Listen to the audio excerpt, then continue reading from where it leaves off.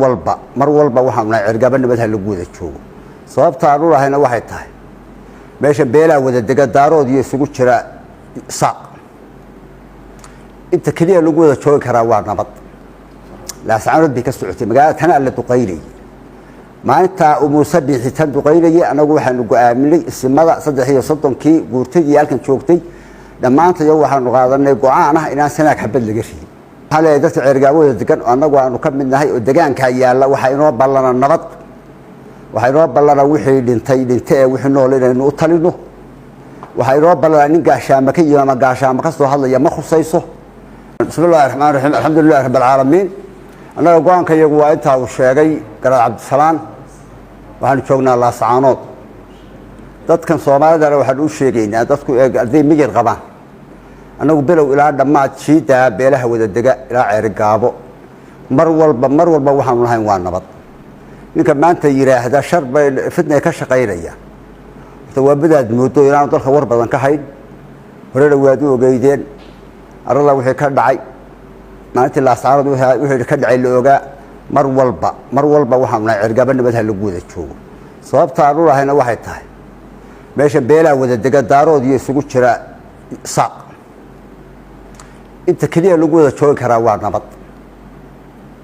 haday qolo istiraado adaa haysanayo qolada kale meesha ka baxaysan waxba wax kama jiraan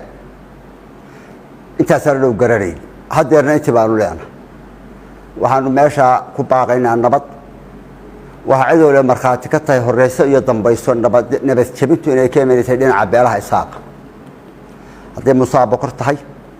haddii tiimaanti loo way tahay inkastoo tiimaanti aanu arkayno ninka odaga ah oo hadda garaad ku sheegay oo meesha yimi inuu fidnada isagu abuuray aniga waxa leeyahay leeyahay ninka wiilka dilay waa habarawal waa dhintana waa leeyahay yiri sarkaal baa waa si leeyahay leeyahay ilaahay baan ka baqayaa qaar ba markay hadlayaan sidaan islaam hayno hadla waxa leeyahay yiri ninka inanka dilay oo fidnada abuuray waa sarkaal habarawal oo laga tagay magaalada ninka waxa loo qorsheeyay inuu meesha xaalad ka abuuro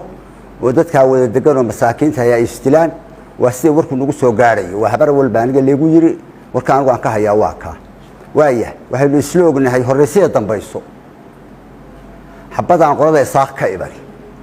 jida inuu ka baridi oo ma idin maalin kasta oo wax dhacaan anagu waxaanu ilaahay lagu guuleeyay inaan dhinaciga xabadi ka iman aad waxa loo hadal hayaa maxaa qolada tan u hadli weeyay war maxaa loo hadalaa maalinta arinta la diyaariyo subaxdii waxa imanaysa xabad jabin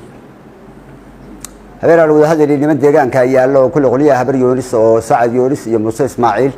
iyo qoliyaha kale oo yana meelaha ka soo hadlayay oo maalintii wax dhaceen ahayd waxaan isla go'aansanay aan qolo waliba caaw hays xakamayso iyo aan bari waxba dhic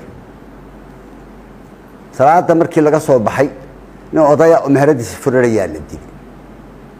halka dadku ha fahmeen in qoladaas cirka ku siilaale hadii ka dambeysay halka ay dhowr casho qaadatay labadii la jabiye shalay wixii dhacay waa looga marka cid aad u raadinaysa maxaa loo hadli waayo fahmo oo baashu mar walba meesha ka xidhmay laadahay waa dhinaca hadeerna waxaan u leenahay tii hore la weyn soogeyn qolada musaabo kor bay ahayd intaasoo jeer baa falku iska daba tagay inta dadka waa xakameynay maalin kasta wixii odaasha ay ballan qaadeen waxba kama shaqeyn waxaasoo markii laga soo gudbo dhinaca iyaga niman daarood oo halka jooga waan wada hadalay iyaga lagu wareejiyay nabada dhinaceena idinka ina matala shaqeeya nimankaas hawsha iyagoo wada baatii shalay lagu furay reero iska maraya meel leedahay xagal baa inta halka loo galay xabad la mariyay kuwaas ka sheeganaya guryaha dadka intay dabada la galaan bay waxa dadku warkeeda ka dheersay waxbayaan ku sii dheeraan anagu waxaanu diyaar u nahay dhinaca iyaga adaan nahay beelaha daaroodka dhinaca iyaga waxaanu diyaar u nahay xabad joojin iyo nabad maaha afkan qura dhul bahanta qura ku hadli mayno anagoo ku hadlayna dadka deegaanka dega oo ka kooban beela daarooda harti iyo reero kale daarooda weheliya dhinaca iyaga waxaan ugu baaqaynaa xabad joojin iyo nabad qolada habar yoonis oo hadlaysay ama garxisna ka dhabeeyeen xabad joojinta hore u sheegay hal suldaan weyn baa hadlayay suldaan Ali baa leeyahay yiri baa la yiraahdaa laakiin dadka hadaan wareystay ninkii talada hayay waxa leeyahay yiri maxamed xirsiqani baa waxa uu xanuunsaday waayo odagaasi hadalkiisu ma ahayn in weyn oo mas'uul hadalkii ma ahayn garxis orda wixii celiya garxis ceergaabo ma wada digay ceergaabo waxa jeesas baa yaala niman Muuse Ismaaciila iyo niman aan isku halka dheenga wada dugno baa ceergaabo degan anagu waxaan leeyahay dadka ceergaabo wada degan anagu aanu ka midnahay oo deegaanka yaala waxa inoo ballana nabad